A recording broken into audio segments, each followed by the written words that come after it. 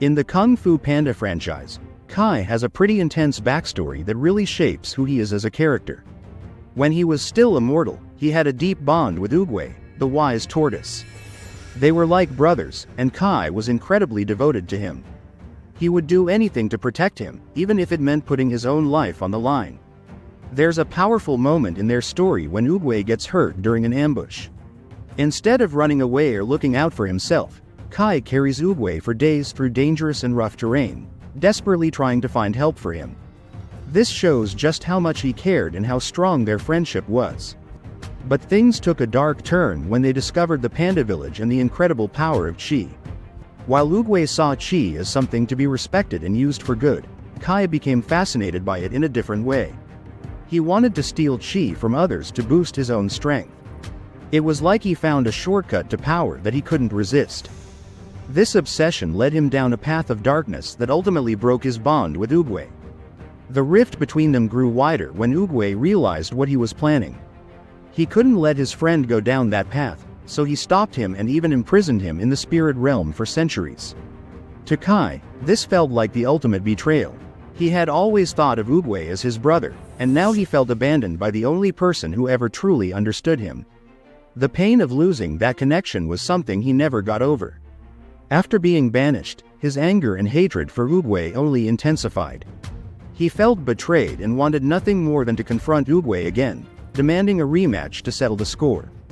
During this showdown, he managed to steal Oogway's Chi, which was a huge deal.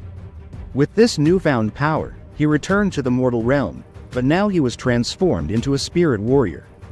His main goal became clear. He wanted to get revenge on Oogway by destroying everything that he had built and stood for.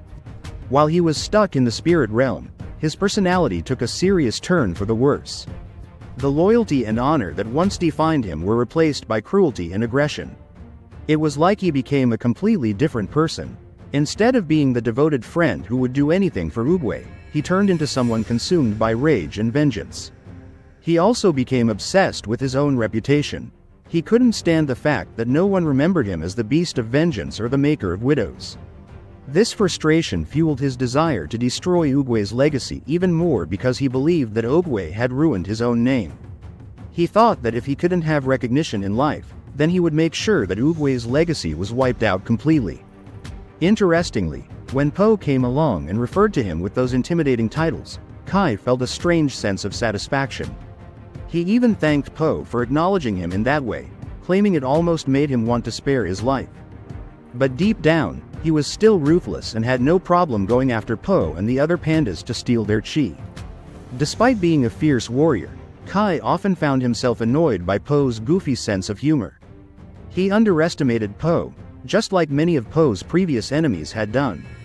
They all thought they could take him down easily without realizing how strong he really was.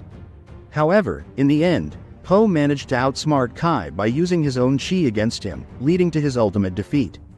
After Po defeated Kai, it seemed like something clicked for him. He finally grasped the meaning behind Oogway's warnings. After being overwhelmed by Po's powerful Chi, he appeared to let go of his obsession with stealing Chi from other masters. It was almost as if he lost the ability to do it altogether, which might have been a blessing in disguise.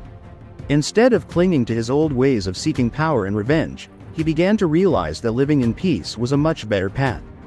When he was summoned by the chameleon, a character who had his own agenda, he surprised everyone by not showing any interest in attacking Po. In fact, he seemed calm and collected, almost like he had found a sense of inner peace. Instead of wanting to fight or seek revenge, he chose to make amends with Po.